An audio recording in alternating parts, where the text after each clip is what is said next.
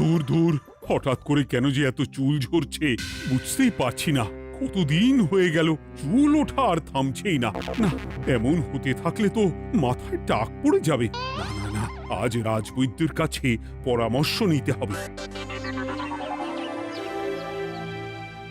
কি ব্যাপার মহারাজ, আজ আপনাকে এমন চিন্তিত দেখাচ্ছে কেন? জীবনে বড় দুঃখ গোপাল, মন মেজাজ একদম ভালো নেই। সে কি, কি হয়েছে মহারাজ? গোপাল থাকতে দুঃখ কিসের? আর বলো না, মাথার চুলগুলো আজকাল ঝড়ে পড়া পাতার মতো পটপট করে ঝরে যাচ্ছে। আমি তো জানি কেন এমন হচ্ছে, কিন্তু এখনই মুখ খুললে চলবে না। আর একটু বেশি বিপদ বাড়লে তখন মাঠে নামবো। তাই বলুন। এ তো খুব ছোট ব্যাপার, চুল ঝরলে টাক পড়বে, আর সেটা পড়া কত ভালো জানেন? কথায় আছে, যত বড় টাক তত বেশি টাকা। তুমি চুপ করো তো বাপু। যদি টাক থাকলেই টাকা হতো, তাহলে তোমার টাকা কোথায়? যেটা বোঝো না সেটা নিয়ে কথা বলো না। তাই না তাই, মহারাজের ঝরছে চুল, চিন্তার ভাঁজ মাথায়। গোপাল যতই চেষ্টা করুক, চিড়ে ভিজবে না কথায়। তোমরা সকলে থামো তো দেখি। ও রাজবৈদ্য, তুমি এর কিছু উপায় বলো। আগে মহারাজ, অনেক সময় দেহে ওই লৌহের পরিমাণ কমে গেলে এমন চুল ঝরে। আপনি বরং পালং শাক, ওই কিশমিশ, কলা ও আরো কিছু ফল আমি বলে দিচ্ছি, সেগুলো বেশি করে খান। আচ্ছা আচ্ছা আচ্ছা, তবে তাই করে দেখি।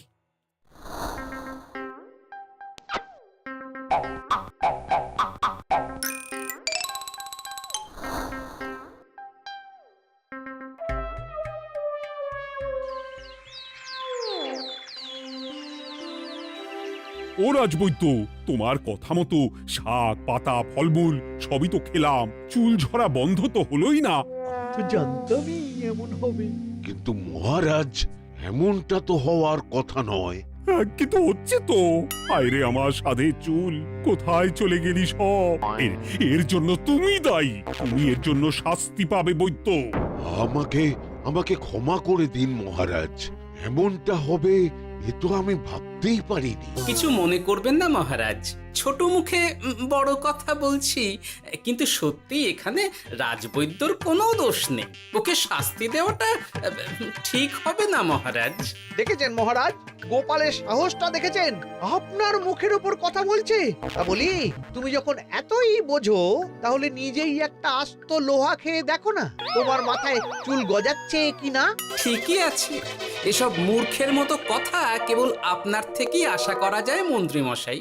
মহারাজ, আপনি বিচক্ষণ মানুষ, আমার শুধু অনুরোধ, আরেকবার ভেবে দেখবেন। ঠিক আছে, রাজবৈদ্যকে আমি শাস্তি দেব না, কিন্তু সকলের জন্য আমার একটা ঘোষণা আছে। কি ঘোষণা? আমার এই কঠিন সমস্যা যে দূর করে দিতে পারবে, তাকে আমি বিশেষ পুরস্কারে ভূষিত করব। এই তো পেয়েছি, এই সুযোগ কোনোভাবেই হাতছাড়া করা চলবে না। এবারের সমস্যাটা সত্যি বেশ কঠিন। কি করলে যে মহারাজের চুল পড়া বন্ধ হবে সেই উপায় মাথাতেই আসছে না। হঠাৎ করে কেন যে এমন হলো কে জানে।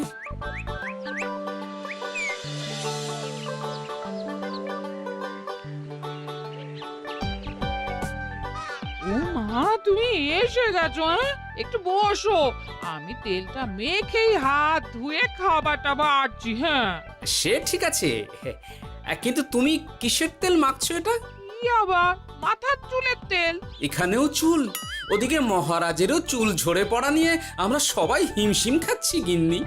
আরে, মহারাজের অত সুন্দর কালো চুলগুলো ঝরে যাচ্ছে, এ তো ভারী দুঃখের কথা। সে আর বলতে, ওই জন্যেই তো আমি বাবা মাথায় এই জড়িবুটি তেল মাখি। এতে চুলের গোড়া শক্ত করে, চুলকে ভালো রাখে, নতুন চুল গজায় সব। হ্যাঁ, কি কি বললে? নতুন চুলও গজায়? সত্যি?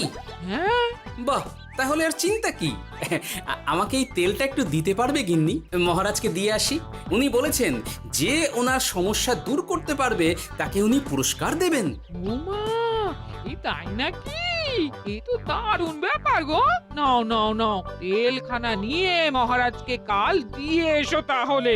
আর জানিয়ে দিও, দিনে 2 বার কিন্তু তেল মাখতেই হবে। হ্যাঁ, আচ্ছা, ঠিক আছে।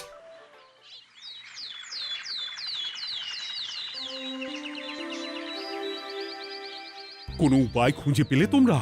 আগে মহারাজ, আমি আপনার জন্য নকল চুল বানিয়ে এনেছি।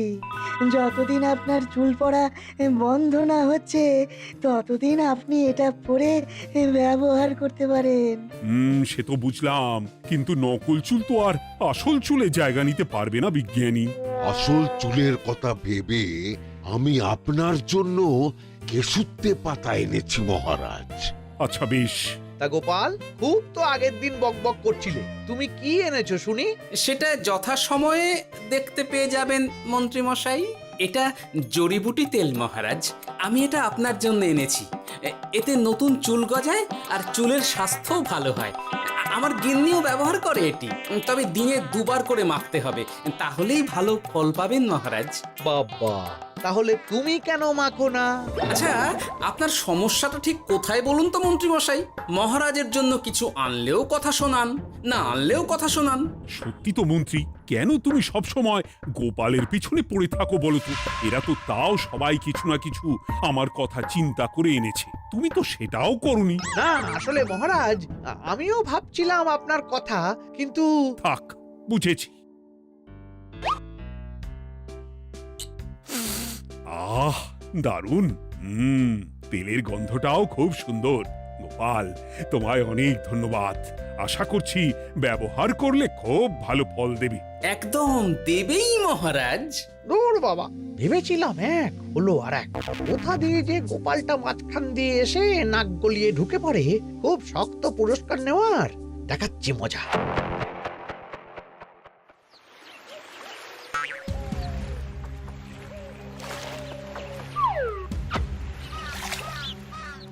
এবারে গোপালের তেল দিয়েই সব কিছু তোলপাড় করব।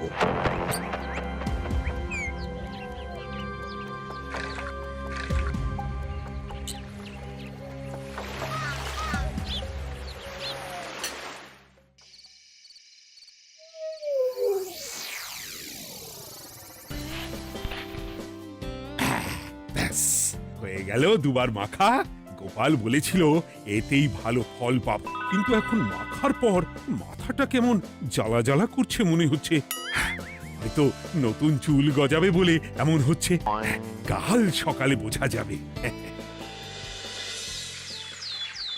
এতক্ষণে বোধ হয় ছোট ছোট চুল গজিয়েই গেছে।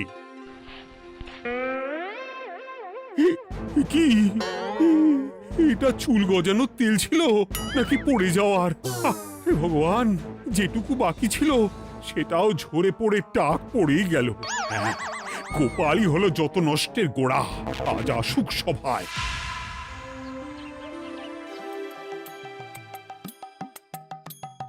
এই যে এখন এলেন উনি।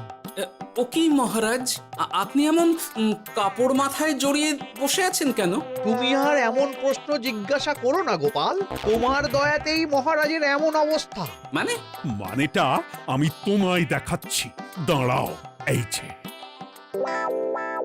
গোপালের দেওয়া তেল মেখেই আমার এমন হয়েছে, আর তার জন্য আমি তোমাকে কোনোদিনও ক্ষমা করব না গোপাল। বিশ্বাস করুন মহারাজ, আমার গিন্নিও মাখে এই তেল, কিন্তু এমন কিছু তো এখনো পর্যন্ত ঘটেনি। আমি আর কিচ্ছু শুনতে চাই না। আমার মাথা ভর্তি চুল আমি ফেরত চাই। যতদিন না আমার মাথার সব চুল ফিরে আসছে ততদিন আমি তোমার মুখও দেখতে চাই না। মহারাজ, আপনার কোনো চিন্তা নেই, আমি তো আছি। এবার এই সমস্যার একটা সমাধান আমি করেই ছাড়বো। কি ব্যাপার, মন্ত্রী মশাই এত লাফাচ্ছে কেন? এসবের পেছনে আবার ওনার হাত নেই তো? না, ব্যাপারটা পরে দেখতে হচ্ছে।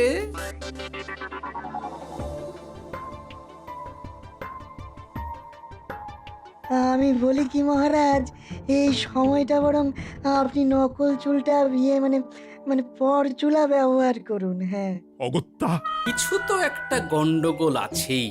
গিন্নিও তো রোজ মাথায় তেল মাখে, কই এমন তো হয় না। মন্ত্রী যদি কিছু করেও থাকে তাহলেও হাতে নাতে ধরবো কিভাবে? ও কি গো গোপাল দাদু, এখন এই সময় তুমি রাজসভা ছেড়ে এখানে? তোদের দাদু আর রাজসভায় যাবে না রে? কি বলছো গো? কেন? আর কেন, বিনা দোষে এমন শাস্তি। তোমায় শাস্তি দিয়েছে, তুমি শুধু বলো কে তোমার সাথে কি করেছে, বাকিটা আমরা বুঝে নিচ্ছি। আচ্ছা বলছি, কৃষ্ণনগরের মন্ত্রী মশাইয়ের বাড়িটা কোন দিকে একটু বলতে পারবেন? কৃষ্ণনগরে নতুন নাকি? আগে তো আপনাকে কখনো দেখেছি বলে মনে পড়ছে না।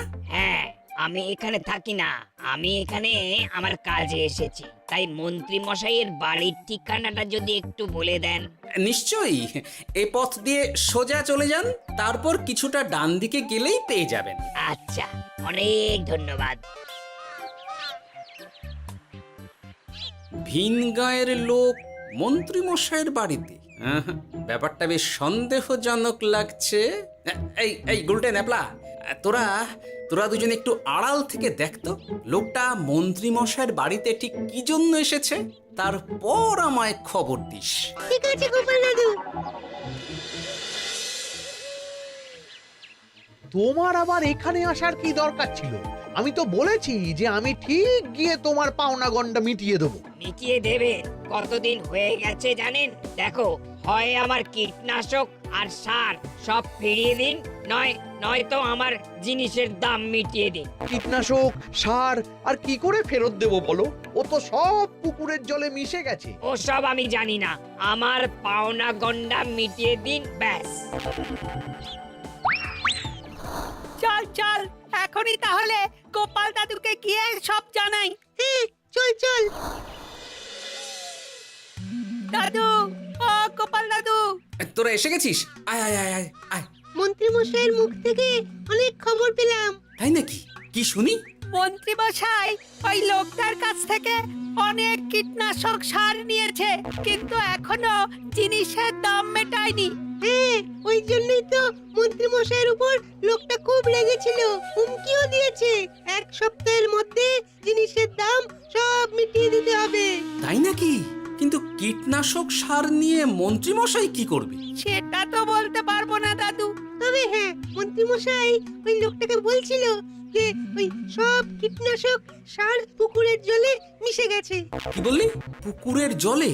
আচ্ছা, এবার দুয়ে দুয়ে 4 করা গেল। অনেক ধন্যবাদ রে তোদের। বল বল, তোরা কি খাবি? কিচ্ছু লাগবে না গোপাল দাদু, তবে ভোলা বয়ের আর মিষ্টি খাওয়ালে। আচ্ছা আচ্ছা। কি করে যে মহারাজকে আসল ব্যাপারটা বোঝাই, কিছু তো একটা উপায় বের করতেই হবে।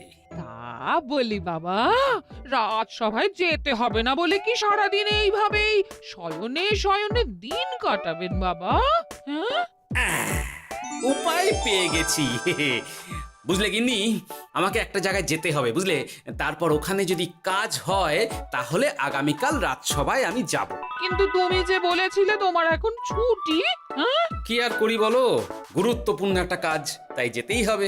আচ্ছা যাও। কই গো বিজ্ঞানী? আরে গোপাল যে, বলো। এই যে বিজ্ঞানী, একটা বিশেষ দরকারে তোমার কাছে এলাম, বুঝলে? হ্যাঁ, বলোই না।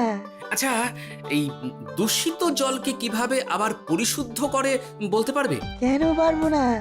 জলের মধ্যে একটু চুন আর ফটকিরি দিয়ে দিলেই জল আবার দূষণমুক্ত হয়ে যাবে। তবে ওগুলো দেওয়ার পর কিছুদিন সেই জলকে ব্যবহার করা বন্ধ রাখতে হয়। হ্যাঁ। আচ্ছা আচ্ছা, অনেক ধন্যবাদ, আসি তাহলে। হ্যাঁ,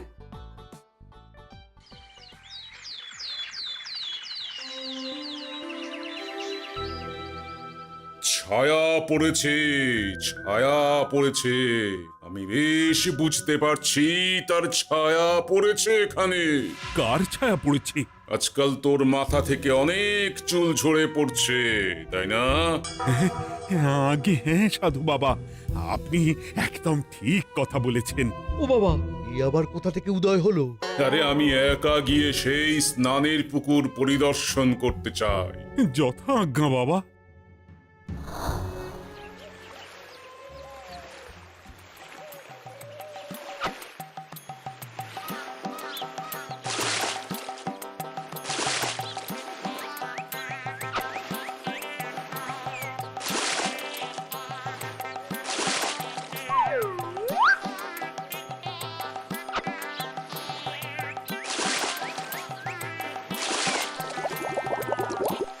যাক বাবা, মোটামুটি সপ্তাহখানেক এভাবে থাকলেই পুকুরের জল আবার আগের মতো পরিষ্কার হয়ে যাবে। এবার শুধু মহারাজকে একটু বুঝিয়ে বললেই হয়ে যাবে।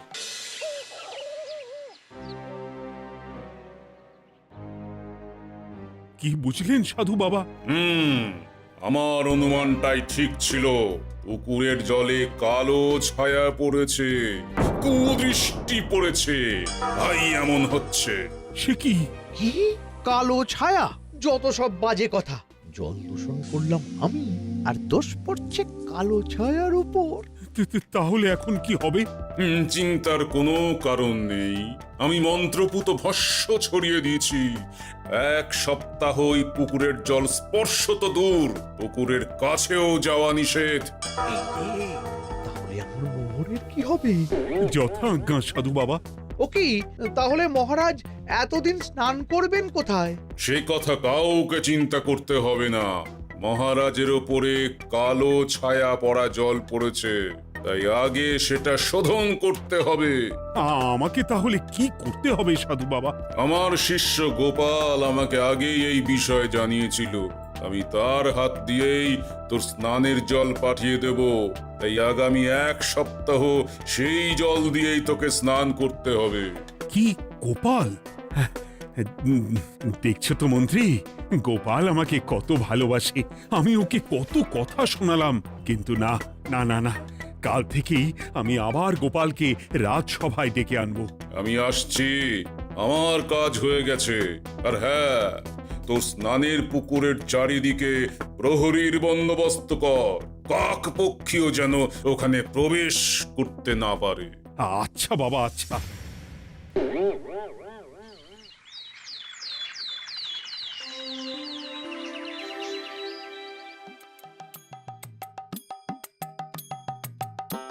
গোপাল, তোমাকে আবার এখানে দেখতে পেয়ে আমার খুব ভালো লাগছে। তোমার গুরুদেব গতকাল এসেছিলেন, কিছু মনে করো না। না বুঝেই তোমাকে অনেক কথা শুনিয়েছি। না মহারাজ, আমি জানি আপনি আমাকে খুব ভালোবাসেন, তাই আমি কিছু মনে করিনি মহারাজ। এই নিন, আমি আপনার স্নানের জল এনেছি। হ্যাঁ হ্যাঁ, দাও দাও দাও।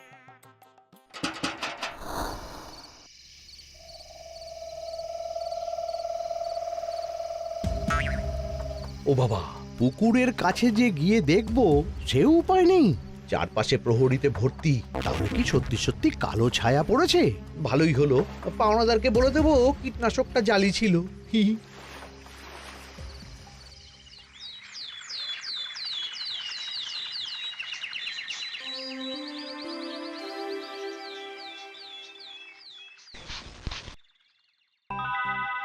এই তো আমার সেই পুরনো কালো চুলগুলো আবার ফিরে এসেছে।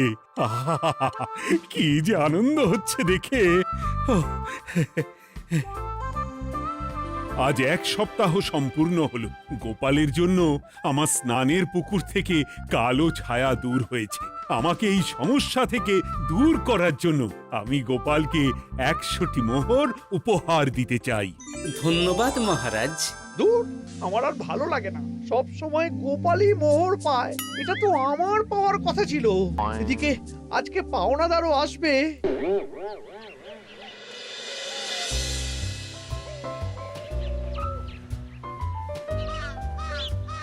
গোপাল দাদু, ওই লোকটা এসে গেছে। আচ্ছা, আসছি। এটা তো মন্ত্রীর বাড়ির দিকে রাস্তা।